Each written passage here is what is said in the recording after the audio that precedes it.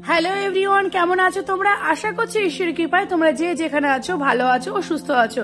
আমি সীমা প্রতিদিনের মতো আরো একটা নতুন ব্লগ নিয়ে হাজির হয়েছি।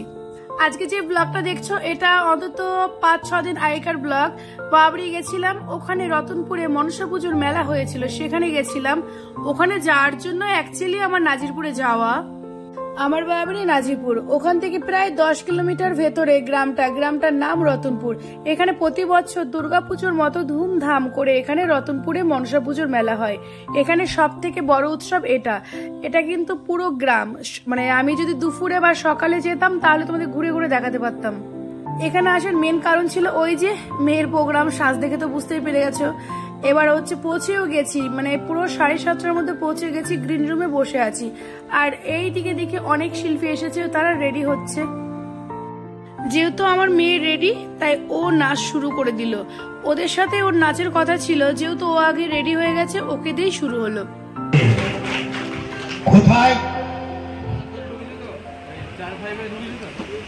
খুব সুন্দর। তুমি নাচ কোথা থেকে শিখেছো? আমি নাচ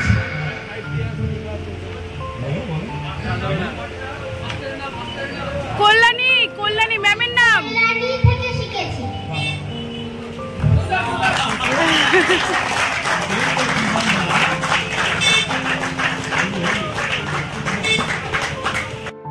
আমার কন্যা নাচ আর আলাদা করে শো করলাম না কেন, তোমরা অলরেডি দেখে ফেলেছো। যারা প্রতিদিন আমার ব্লগ খেয়াল করো তারা তো পেয়েও গেছে, দেখাও হয়ে গেছে, কমেন্টও পেয়েছি, তোমাদের ভালোবাসাও প্রচুর পেয়েছি। ওখানে গিয়ে আরো একটা চমক হলো, এই যে দেখছো ওরা একগুচ্ছ, এরা হচ্ছে আমার ফলোয়ার। ওখানে গিয়ে ওদের সাথে পরিচয় হলো। অ্যাকচুয়ালি এরাদের সাথে যে ওখানে গিয়ে পরিচয় হয়েছে তা না, এরা আগে থেকেই পরিচিত, মানে পরিচিত বলতে এরা প্রতিদিন আমার লাইভ অনুষ্ঠানে অ্যাটেন্ড করে। আর ওদের কাছ থেকে শুনলাম যে ওরা আগে থেকেই বলে আমার ভিডিও দেখে, কিন্তু আমি না কখনো বুঝতে পারিনি বা খেয়াল করিনি। অ্যাকচুয়ালি কি বলতো, নোটিফিকেশনটা অত ফলো করতাম না আগে আমি। এখন যেভাবে ফেসবুকে অ্যাক্টিভ থাকি আগে সেরকম ছিলাম না। আর এই যে এবার ওদের সবার সাথে মা আছে, মাকে তো দেখে চিনেই গেছো তোমরা। মা, আমি, আমার মেয়ে বেরিয়ে পড়লাম মেলার উদ্দেশ্যে। আমার মেয়ে কিন্তু তিনটে গানে ডান্স করেছিল, কিন্তু আমি সবকিছু দেখাতে পারলাম না, একটা এখনো বাকি আছে, দেখাবো। আসলে কি বলতো, ডান্স মানে ভিডিও দিতে অতটা ইচ্ছে হয় না, একটাই কারণ ওই যে কপিরাইটের ভয়। একটা গানের তো মানে কোম্পানি থেকে উল্লেখই করে দিয়েছে, যা ডলার হবে তোমার হাফ আমার হাফ। আমি ওটাতেই রাজি হয়েছি। সেটা হচ্ছে কোনটা বলতো, ওই যে কলকাতার রসগোল্লা, ওই গান। আসলে কি বলতো, আমি তো চাইবই আমার মেয়ের নামে জয় জয়কার হোক, আমার মেয়ে খুব ভালো ডান্সার হোক। তো সবসময় না টাকা পয়সা হিসাব করলে হয় না, এটা ভেবেই আপলোড করে দিলাম। যা হবে হবে, সবসময় কি ওই দিকে খেয়াল করলে হয় বলো? আসল কথা টাকার থেকে বড় কথা কপিরাইট। আমি কপিরাইটকে খুব ভয় পাই। কপিরাইট প্রচুর পড়লে কারো পেজে কোনো উন্নতি হবে না। তাই তো আমি সব সময় ফেসবুকে সবাইকে বলি অরিজিনাল কন্টেন্টে কাজ করো। আমি নিজেও অরিজিনাল কন্টেন্টে কাজ করি। আর মিউজিক ভিডিও কবে দিই জানো? যখন আমার সময় থাকে না, সত্যি। আর 2-1 দিন শখের বসে। চলো, অনেক কাজের গল্পই করলাম, এবার চলো মেলাতে কি করলাম সেটাই বলছি। এবার এই দেখো মেলার গেটটা দেখেছো, আরো অনেক ঠাকুর আছে গো। এটা হচ্ছে সামনের দিকের গেটটা। ওই বললাম ওদের সাথে সবার মানে ফলোয়ারদের সাথে একসাথেই আমি ঘুরেছি। ওদের সাথে ঘুরতে ঘুরতে অনেকটা দেরি হয়ে গেছিল, এদিকে ভাইও খুব ঝামেলা করছিল, তাই পুরো মেলাটা ঘুরতে পারিনি। ওদের সাথে একসাথে এখন যাচ্ছি সামনের দিকে মেলাটা। এই দেখো, এটা হচ্ছে কল্পনা, আমার অ্যাক্টিভ ফলোয়ার। পাশে আছে দেবু।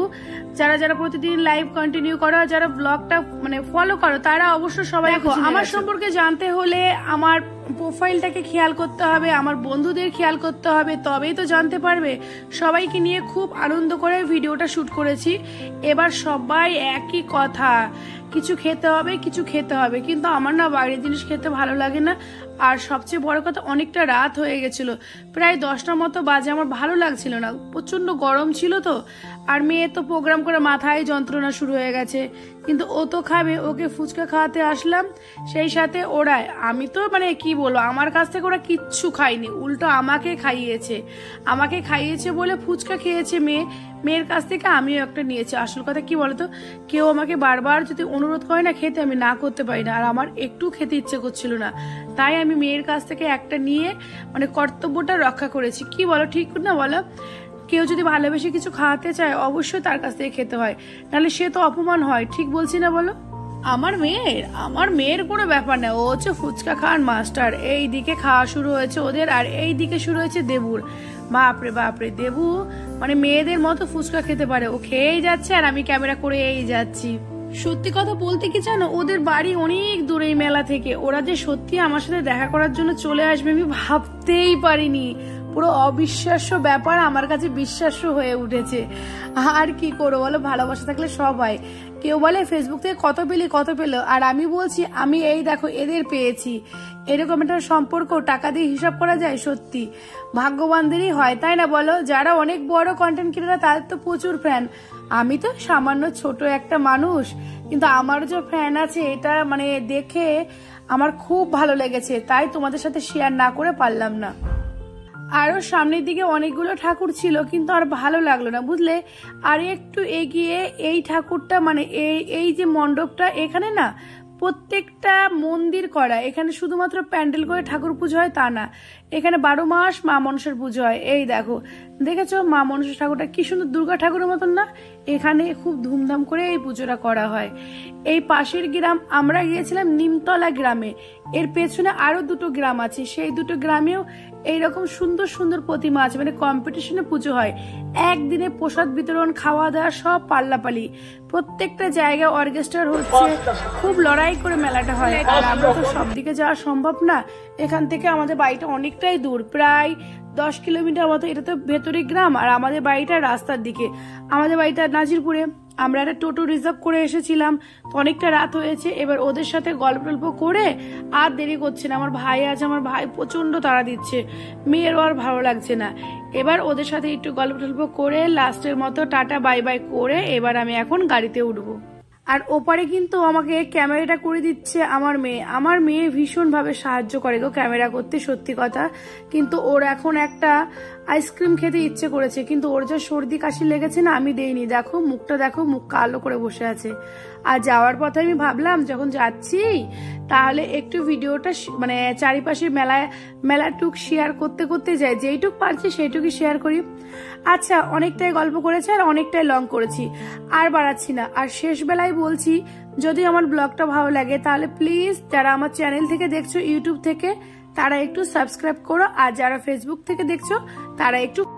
একই সাথে আরো একটা কাজ করতে হবে, সেটা কি বলতো, লাইক কমেন্ট করতে হবে, না হলে আমাদের মতো কন্টেন্ট ক্রিয়েটর তাদের মনে উৎসাহ বাড়ে না। প্রচুর কমেন্ট পেলে আমাদের কাজ করতে ভীষণ ভালো লাগে, আর খুব ভালো লাগলে শেয়ার করতে বলবো। শেয়ার করা নিয়ে কোনো জোর জবরদস্তি নেই, কারণ ওটা ভালো লাগলেই করে। আচ্ছা ঠিক আছে, ব্লগটা অনেকটাই কন্টিনিউ করলাম, ভাইও বসে পড়েছে, আর মেয়ের তো মুখটা কালো কেন জানোই। তাহলে এখন যাই, আজকের মতো এখানেই শেষ করছি, টাটা।